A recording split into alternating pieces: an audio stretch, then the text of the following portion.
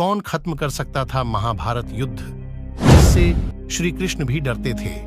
नमस्कार दोस्तों, मैं अथर्व तिवारी आप सभी के सामने पुनः एक बार उपस्थित हूँ एक और नई कहानी लेकर। तो चलिए शुरू करते हैं। आखिर कौन था वो योद्धा? क्या वो महारथी कर्ण थे? नहीं। क्या वो गांडीवधारी अर्जुन थे? नहीं। क्या वो वायुपुत्र भीम थे? नहीं। या फिर वो इच्छा मृत्यु पाने वाले गंगापुत्र भीष्म थे? नहीं। तो आखिर कौन था वो योद्धा जो एक पल में महाभारत युद्ध खत्म कर देता और भगवान श्री कृष्ण भी उससे डरते थे?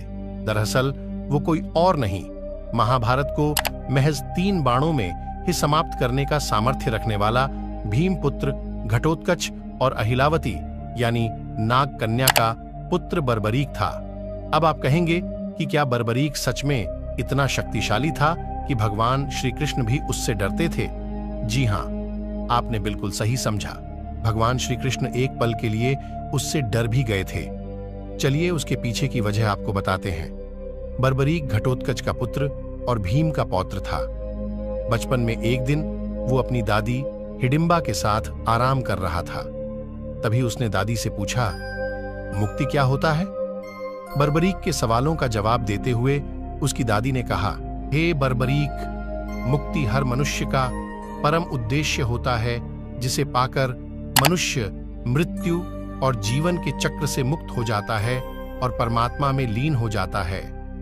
लेकिन बर्बरीक ने दादी से फिर सवाल किया, दादी ये तो बताओ कि मुक्ति कैसे प्राप्त की जाती है?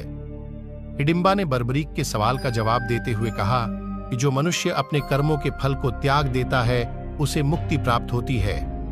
इसे पाने में मनुष्य को कई जन्म लग जाते हैं। तब बर्बरीक ने अपनी दादी से सरलता से मुक्ति पाने का उपाय पूछा। दादी ने बर्बरीक से कहा, जिस किसी मनुष्य की मृत्यु प्रभु के हाथों होती है वह उसी समय परमात्मा में लीन हो जाता है। तत्पश्चात बर्बरीक ने कठिन तपस्या की और शक्ति अर्जित करने का सोचा, जिससे कि उससे कोई मानव न मार सके। इसके बाद बर्बरीक ने महिसागर संगम पर कठिन तपस्या शुरू कर दी। बर्बरीक की तपस्या से प्रसन्न होकर नवदुर्गा ने उसे अपने 9 रूपों के दर्शन दिए और बलशाली होने का वरदान दिया। साथ ही मां नवदुर्गा ने बर्बरीक से उसी स्थान पर मां सिद्धिदात्री की तपस्या करने को कहा। बर्बरीक ने नवदुर्गा की सलाह मानकर मां सिद्धिदात्री की तपस्या आरंभ की। मां सिद्धिदात्री बर्बरीक के घोर तपस्या से प्रसन्न होकर उसे वासुदेव अस्त्र प्रदान किया। इतने से भी बर्बरीक को संतुष्टि नहीं मिली। इधर भगवान श्री कृष्ण बर्बरीक की शक्ति से भली भांति परिचित थे। उन्हें डर था कि कहीं बर्बरीक के कारण इस युद्ध में कौरवों की जीत न हो जाए, क्योंकि बर्बरीक ने प्रतिज्ञा ली थी कि वह कमजोर पक्ष से युद्ध करेगा। बर्बरीक को रोकने के उद्देश्य से सर्वव्यापी श्री कृष्ण ने ब्राह्मण वेश धारण कर बर्बरीक को रोका। यह जानकर उनकी हंसी भी उड़ाई कि वह मात्र 3 बाण लेकर युद्ध में सम्मिलित होने आया है। ब्राह्मण रूपी कृष्ण की बातें सुनकर बर्बरीक ने कहा, मेरे तो एक बाण ही शत्रु सेना को परास्त करने के लिए पर्याप्त है। यदि मैंने सारे बाणों का प्रयोग किया तो तीनों लोकों में हाहाकार मच जाएगा। इस पर श्री कृष्ण ने उन्हें चुनौती देते हुए कहा, इस पीपल के पेड़ के सभी पत्तों में छेद कर दिखलाओ, जिसके नीचे वो दोनों खड़े थे। बर्बरीक ने चुनौती स्वीकार करते हुए अपने तुनीर से एक बाण निकाला। ईश्वर को स्मरण कर बाण पेड़ के पत्तों की ओर चलाया।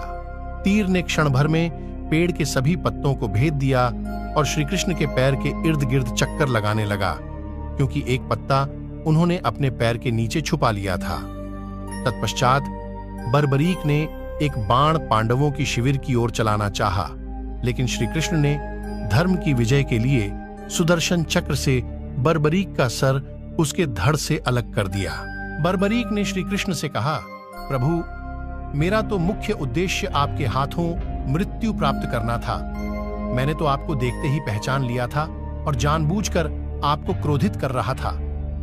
बर्बरीक के इस बलिदान से प्रसन्न होकर श्री कृष्ण ने वरदान मांगने को कहा। बर्बरीक ने पूरा महाभारत युद्ध देखने की इच्छा जताई तो श्री कृष्ण ने युद्ध के अंत तक उसके सर सर को जिंदा रहने का वरदान दिया।